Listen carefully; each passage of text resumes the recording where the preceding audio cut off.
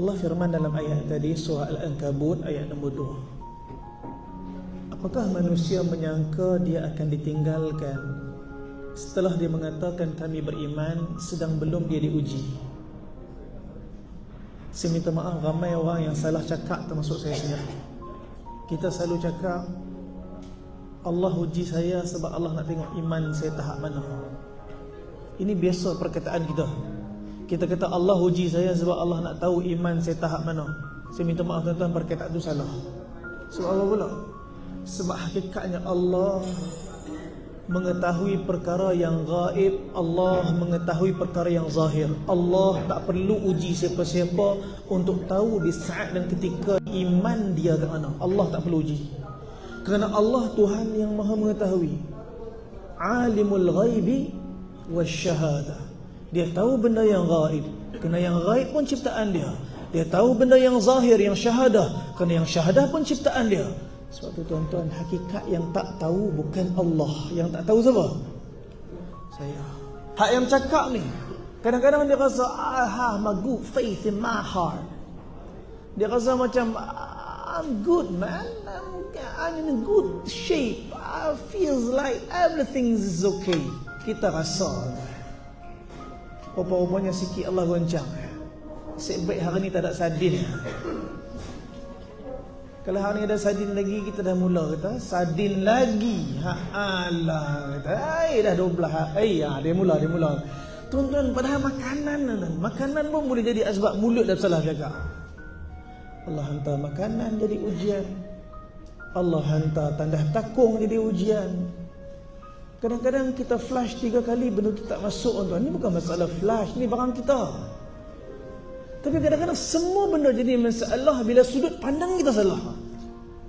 Allah Subhanahu wa taala hantar Nabi kita sallallahu alaihi wasallam untuk menyampaikan firman ni kepada kita, supaya kita melihat sudut pandang yang diinginkan oleh Allah.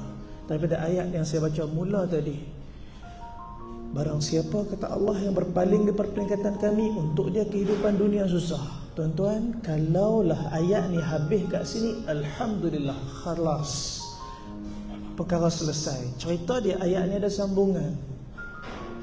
Wa nahsyuruhu yawmal qiyamati a'ma.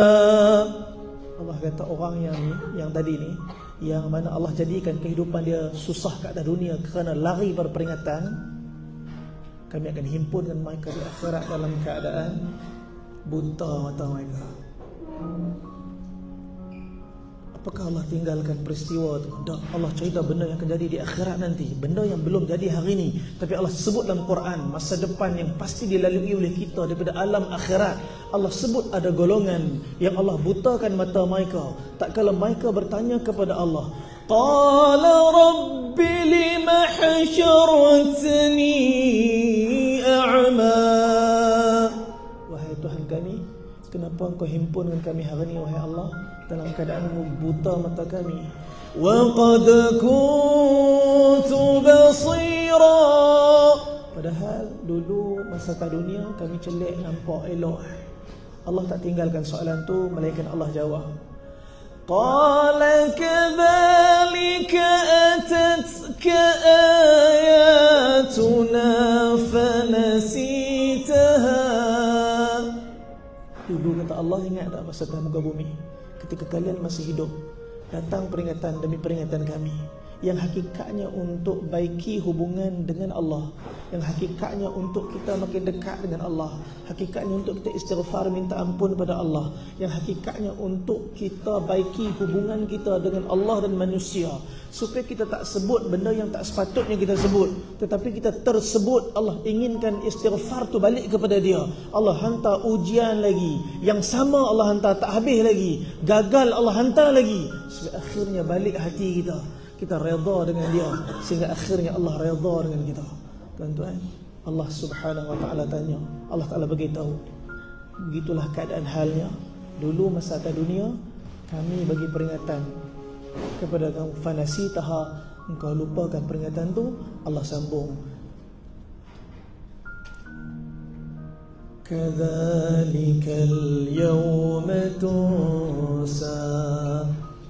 Hari ni Allah kata giliran kamu pula kami akan lupakan. Tuan-tuan, ke akhirat tak nak lari mana, tak ada tempat lari. Sebab tu kat ni lah, di sini lah masa dia untuk kita taubat dan istighfar pada Allah.